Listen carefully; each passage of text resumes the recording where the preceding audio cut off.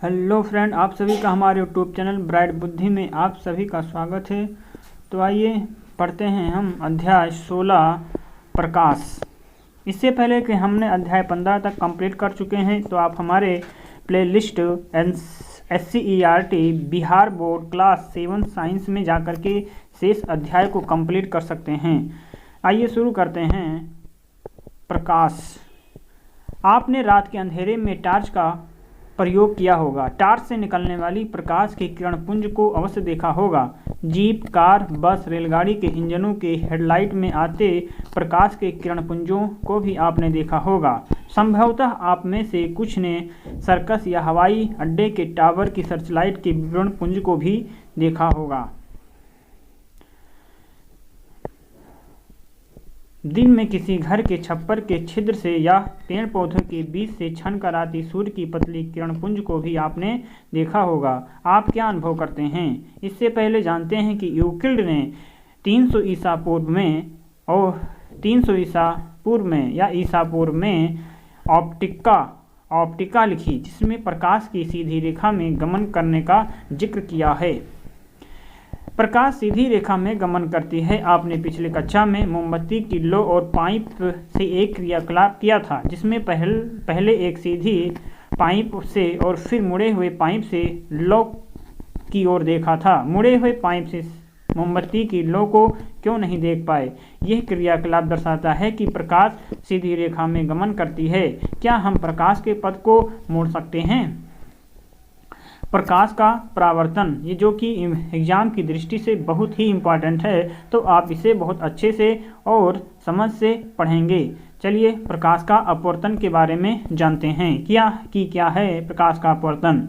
जब प्रकाश किसी दर्पण पर पड़ता है तो क्या होता है? प्रकाश के पथ को मोड़ने की एक विधि ये है कि इसे किसी वस्तु को या वस्तु की चमकदार सतह पर डाला जाए। प्रकाश के पथ को मोड़ने की एक विधि यह है कि इसे किसी चमकदार सतह पर डाला जाए, जैसा दर्पण या चमकदार थाली। जैसे एक कोई दर्पण ले लें या कोई चमकदार थाली ले लें। दर्पण अपने ऊपर पड़ने वाले प्रकाश के पथ को मोड़ देता है। दर्पण के द्वारा प्रकाश की दिशा में बदलाव प्रकाश का परावर्तन कहलाता है। अर्थात जब प्रकाश की किरण किसी दर्पण पर पड़ती है तो ये प्रकाश के किरण को मोड़ देता है। इसे ही हम प्रकाश का परावर्तन कहते। क्या प्रकाश के स्रोत की दिशा बदलने पर परावर्तित प्रकाश की दिशा में कोई परिवर्तन होता है? आइए इसे जानने के लिए एक क्रियाकलाप करते हैं। तो क्रियाकलाप 1, आवश्यक वस्तुएं जैसे कि टार्च, समतल दर्पण अथवा कोई आईना ले लें, फिर बड़ा सा डिब्बा, जूते या किसी अन्य सामग्री का खाली डिब्बा, काले रंग का चार्ट पेपर जिस पर 3 महीन झर्रियाँ बनी हों, लकड़ी का चिकना बोर्ड अथवा डेस्क लें। सावधानी, टार्च का प्रयोग करते समय कमरे में हल्का अंधेरा कीजिए, अन्यथा सूर्य की किरण पुंज कमरे में आ रही हो तब उससे क्रियाकलाप कीजिए। समतल दर्पण के प्रकाश का परावर्तन।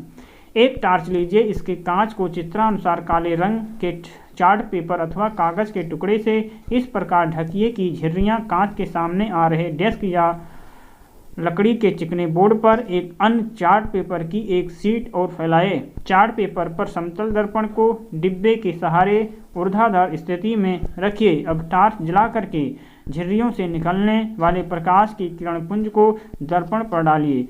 पुनः टार्च को इस प्रकार समायोजित कीजिए कि टार्च का प्रकाश समतल दर्पण पर एक कोण बनाते हुए पड़े। क्या दर्पण अपने ऊपर पड़ने वाले प्रकाश की दिशा परावर्तित कर देता है? अब आप टार्च को थोड़ा सा इधर उधर दोनों दिशाओं में इस प्रकार खिसकाएं कि दर्पण पर प्रकाश पड़ता रहे। क्या आप परावर्तित प्रकाश की दिशा में कोई परिवर्तन देखते हैं? परावर्तन के किरण प्रतिबिंब बनता है। परावर्तन की किरण प्रतिबिंब। आवश्यक वस्तुएं जैसे कि समतल दर्पण, कलम, पेंसिल, पर्दा।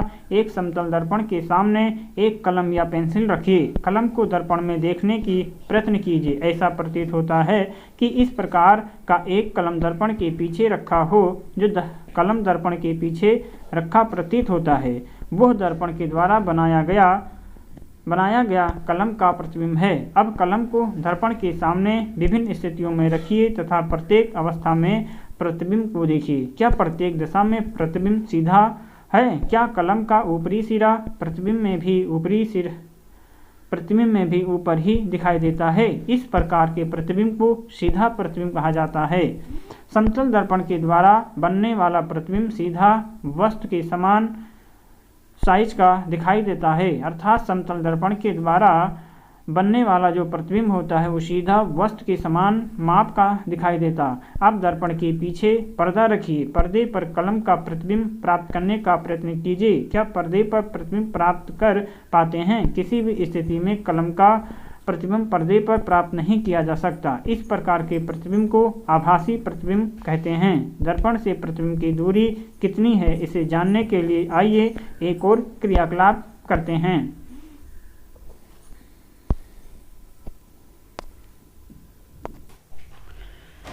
आइए क्रियाकलाप 3 करते हैं। आवश्यक वस्तुएं समतल दर्पण, लूडो, शतरंज का बोर्ड या चार्ट पेपर जिस पर समान साइज के 64 वर्ग बने हों, शार्पनर या रबर। शतरंज या लूडो का एक बोर्ड लीजिए। बोर्ड के मध्य में एक मोटी रेखा खींचिए।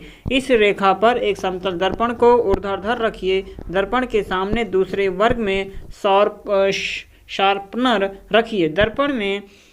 दर्पण में इसके प्रतिबिंब की स्थिति नोट कीजिए।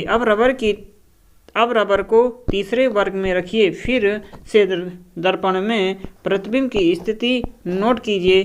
क्या आप दर्पण से प्रतिबिंब की दूरी तथा दर्पण के सामने रखे रबर की दूरी में कोई संबंध पाते हैं? अब अपने उत्तर की पुष्टि शतरंज बोर्ड पर रबर को भिन्न भिन्न स्थान पर रख करके कीजिए।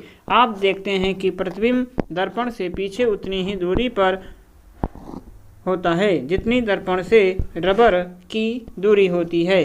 क्रियाकलाप 4। आवश्यक वस्तुएं समतल दर्पण, चार्ट पेपर का टुकड़ा जिस पर अलग अलग ए से जेड तक के सभी अक्षर लिखे हों। दर्पण के सामने खड़े होकर के अपने दाहिने हाथ को ऊपर उठाइए तथा अपने प्रतिबिंब को ध्यान से देखिए। आपका प्रतिबिंब अपना कौन सा हाथ ऊपर उठाता है? अब अपने हाथ से बाएं कान को स्पर्श कीजिए। आपके प्रतिबिंब में हाथ आपके किस कान को स्पर्श करता है? ध्यानपूर्वक देखिए। आप देखते हैं कि प्रतिबिंब में दायां बाएं दिखाई पड़ता है, मतलब प्रतिबिंब में जो दायां होता है वो बाएं दिखाई पड़ता है तथा बायां दाएं दिखाई पड़ता है। ए से जेड तक के सभी अक्षरों को बारी बारी से दर्पण के सामने रखिए। दर्पण में इनका प्रतिबिंब कैसा दिखाई देता है? किस किस अक्षर का प्रतिबिंब अपने मूल अक्षर जैसा दिखाई पड़ता है तथा किसका प्रतिबिंब दिखाई पड़ता है, किसका परिवर्तित दिखाई पड़ता है और ऐसा क्यों है?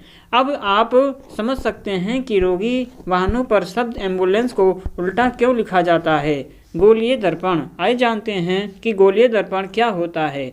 उन दर्पणों की क्या विशेषता होती है जिनकी सतह समतल नहीं होती बल्कि वक्रित होती है। वक्रित दर्पणों के द्वारा कभी कभी बड़े ही हास्यजनक प्रतिबिंब बनते हैं। चम्मच के बाहरी पृष्ठ पर बना प्रतिबिंब। आप एक चम्मच में अपनी प्रतिबिंब को देख सकते हैं, बाहरी और अंदर। क्रियाकलाप 5 को करते हैं। आवश्यक वस्तुएं स्टील का चमकदार चम्मच, स्टील का एक चमकदार चम्मच लीजिए। चम्मच के बाहरी पृष्ठ को अपने चेहरे के पास लाइए तथा इसमें देखिए कि क्या आप इसमें अपना प्रतिबिंब देख पाते हैं। अब चम्मच के भीतरी पृष्ठ अर्थात सामने वाली सतह जो बीच से भीतर की ओर वक्रित होती है का उपयोग करके अपना प्रतिबिंब देखिए। हो सकता है आपको अपना प्रतिबिंब उल्टा तथा बड़ा दिखाई दे। आपने ऐसा प्रतिबिंब समतल दर्पण में देखा था। क्या ये प्रतिबिंब उससे भिन्न है? चम्मच का भीतरी पृष्ठ अवतल दर्पण की भांति कार्य करता है जबकि इसका बाहरी पृष्ठ उत्तल दर्पण की भांति कार्य करता है। तो किसी गोलीय दर्पण का परावर्तक पृष्ठ उत्तल है तो इसे हम अवतल दर्पण कहते हैं। यदि परावर्तक पृष्ठ उत्तल है तो इसे हम उत्तल दर्पण कहते हैं।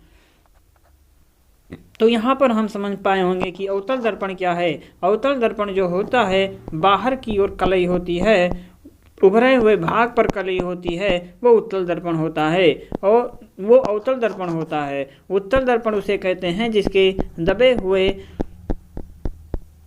हुए पृष्ठ पर कलई किया जाता है, वह उत्तल दर्पण होता है। अवतल दर्पण के उभरे हुए पृष्ठ पर कलई किया जाता है, वो क्या है? वो अवतल दर्पण। क्रियाकलाप 6 कीजिए। आवश्यक वस्तुएं अवतल दर्पण, कागज की शीट।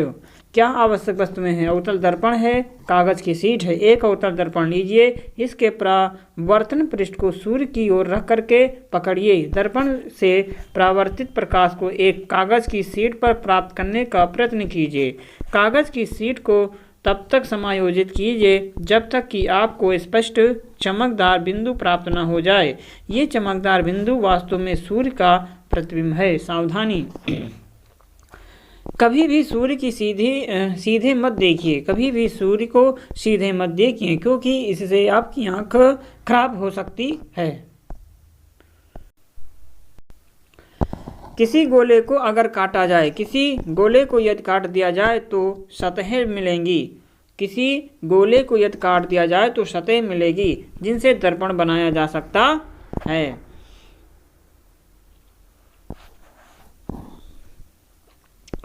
जिस गोलीय दर्पण का बाहरी सतह कलई किया जाता है या किया जाता हो, जिससे भीतरी सतह चमकीला हो या चमकीला हो जाता है, उसे हम अवतल दर्पण कहते हैं। जिस गोलीय दर्पण का बाहरी सतह क्या होता है? कलई होता है। बाहरी सतह कलई कर दिया जाता है। जिस गोलीय दर्पण का बाहरी सतह कलई किया हुआ हो, जिससे भीतरी सतह चमकीला हो जाता है, उसे हम अवतल दर्पण कहते हैं। जिस गोलीय दर्पण की भीतरी सतह कलई हुई हो तथा बाहरी सतह चमकीली होती है, उसे हम उत्तल दर्पण कहते हैं। अर्थात अभी हमने बताया था कि जिस दर्पण का उभरे हुए तल पर कलई कर दिया जाता है वो अवतल दर्पण, और जिसमें हम दबे हुए तल पर कलई किया जाता है वो होता है उत्तल दर्पण।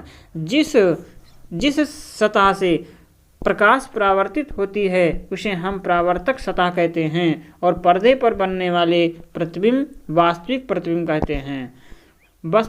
आवश्यक वस्तुएं अवतल दर्पण, मोमबत्ती, स्केल और पर्दा। मोमबत्ती को अवतल दर्पण के सामने विभिन्न स्थिति में रखिए। प्रत्येक अवस्था में प्रतिबिंब को देखिए। अपने प्रेक्षण को तालिका में अंकित कीजिए। इस प्रकार हम देखते हैं कि अवतल दर्पण के द्वारा बना प्रतिबिंब साइज में वस्तु से छोटा या बड़ा हो सकता है। प्रतिबिंब वास्तविक अथवा आभासी भी हो सकता है। अब आप पता लगाइए कि डॉक्टर आँख, कान, नाक और गला, दांत का निरीक्षण करते समय किस दर्पण का प्रयोग करते हैं। टार्च, कारों के हेडलाइट के परावर्तन पृष्ठ किस दर्पण की आकृति होती है।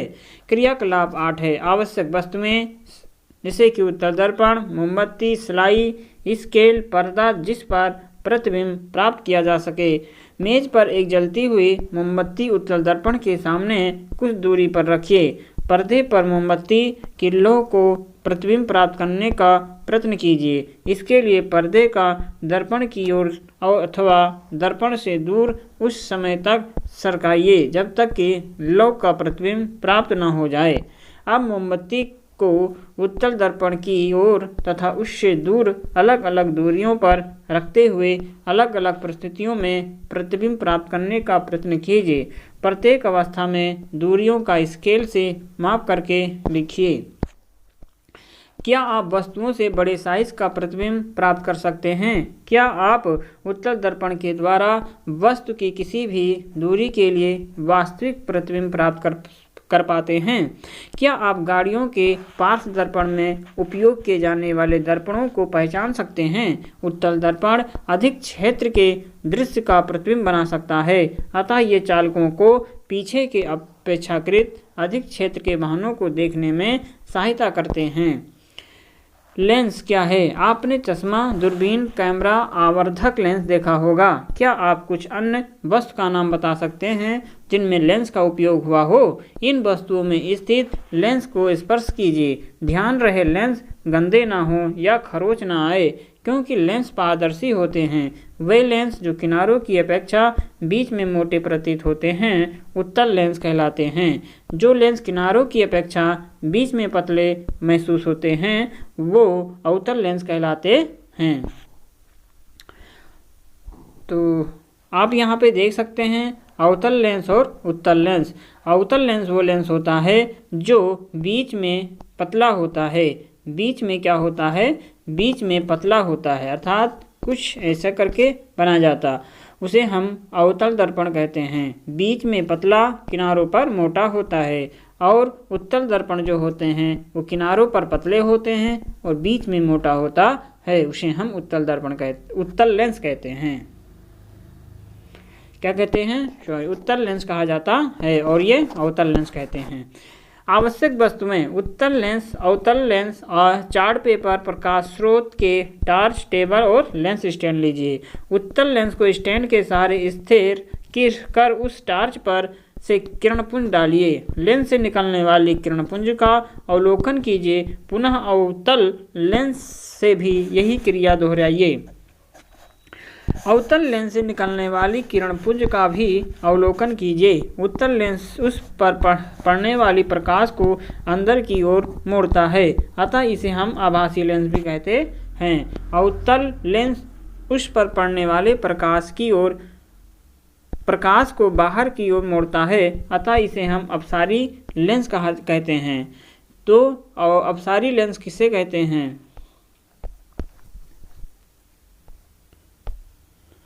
अवतल लेंस वो लेंस होता है उस पर पड़ने वाले प्रकाश को बाहर की ओर मोड़ता है, अतः हम इसे अपसारी लेंस कहते हैं।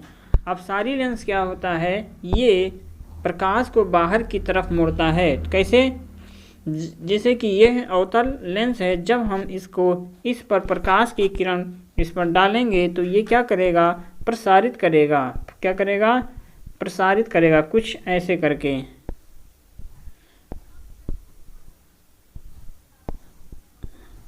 प्रसारित करके ऐसे किया करेगा। और उत्तल लेंस जो होगा, अगर उत्तल लेंस है, उत्तल लेंस ये इसको हम अपसारी लेंस कहते हैं।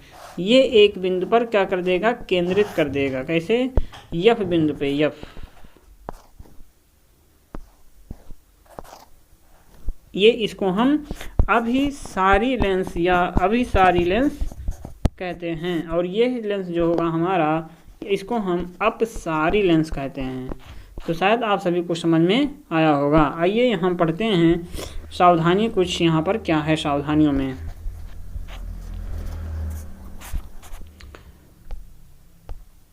सावधानी यह है कि लेंस से किसी प्रकाश स्रोत को देखना खतरनाक है। उत्तल लेंस से सूर्य के प्रकाश को किसी के शरीर या आवश्यक वस्तु पर केंद्रित नहीं करना चाहिए, क्योंकि इससे शरीर या वस्तु जल सकती है। क्रियाकलाप 10 आवश्यक वस्तुओं हैं। एक उत्तल लेंस और कागज। एक आवर्धक लेंस लेकर के उसे सूर्य की किरणों के मार्ग में सावधानी पूर्वक रखिए। लेंस के नीचे कागज को इस प्रकार समायोजित कर रखिए कि कागज पर एक चमकदार बिंदु प्राप्त हो जाए। इस स्थिति में लेंस कागज को कुछ देर तक के रखिए। बताएं कागज को कुछ हुआ? विचार कीजिए। जिस प्रकार का क्रियाकलाप उत्तल लेंस और अवतल दर्पण के साथ किए गए थे, उसी प्रकार उत्तल और अवतल लेंस से भी कीजिए। अतः अपने अवलोकन के सूचीबद्ध कर आपस में चर्चा करें। प्रकाश श्वेत अथवा रंगीन। आपने वर्षा के पश्चात आकाश में इंद्रधनुष देखा होगा। इंद्रधनुष आकाश में सूर्य के विपरीत दिशा में अनेक रंगों के एक बड़े धनुष जैसा दिखाई देता है। जब प्रकाश के किसी सीढ़ी से परावर्तित होता है तो आपको अनेक वर्ण दिखाई देता है। यही स्थिति कभी कभी साबुन के बुलबुले में भी दिखाई देता है। उपरोक्त अनुभव के आधार पर क्या हम कह सकते हैं कि सूर्य का प्रकाश भिन्न वर्णों का मिश्रण है? इसी के साथ ये चैप्टर भी समाप्त होता है। तो आइए हम जानते हैं कि इस पाठ में हमने क्या सीखा। प्रकाश जो होती है वो सीधी रेखा में चलती है। जिस प्रतिबिंब को पर्दे पर प्राप्त किया जा सके उसे हम वास्तविक प्रतिबिंब कहा जाता है। जिस प्रतिबिंब को पर्दे पर प्राप्त नहीं किया जा सकता उसे हम आभासी प्रतिबिंब कहते हैं। कोई भी पालिश किया हुआ अथवा चमकदार सतह दर्पण की भांति कार्य करता है। चमकदार सतह के द्वारा प्रकाश की दिशा में बदलाव प्रकाश का परावर्तन कहलाता है। समतल दर्पण के द्वारा बना प्रतिबिंब सीधा होता है या आभासी तथा वस्तु के समान साइज का बना होता है। समतल दर्पण द्वारा बना प्रतिबिंब दर्पण के पीछे बनती है। अवतल दर्पण वास्तविक उल्टा प्रतिबिंब बना सकता है। जब वस्तु को अवतल दर्पण के अत्यंत निकट रखते हैं तो प्रतिबिंब आभासी सीधा तथा आवर्धित होता है। उत्तल दर्पण के द्वारा बना प्रतिबिंब सीधा आभासी आकार में वस्तु से छोटा होता है। तो आप यहाँ भी समझ सकते हैं कि उत्तल दर्पण के द्वारा जो बना प्रतिबिंब होता है ये सीधा आभासी तथा आकार में वस्तु से छोटा। उत्तल लेंस वास्तविक उल्टा प्रतिबिंब बना सकता है। उत्तल लेंस वास्तविक उल्टा प्रतिबिंब बना सकता। जब वस्तु उत्तल लेंस के अत्यंत निकट रखी जाती है तब बनने वाला प्रतिबिंब आभासी सीधा आवर्धित होता है। उत्तल लेंस को आवर्धक लेंस भी कहते हैं। अवतल लेंस सदैव सीधा आभासी साइज में बिंब से छोटा प्रतिबिंब बनाता है। श्वेत प्रकाश 7 वर्णों का मिश्रण है। कितने वर्णों का? तो 7 वर्णों का मिश्रण है। और इसी के साथ ये हमारा चैप्टर भी समाप्त होता है। तो अब हम मिलेंगे किसी एक नए चैप्टर में। तब तक आप पढ़ते रहें और मस्त रहें। नमस्कार।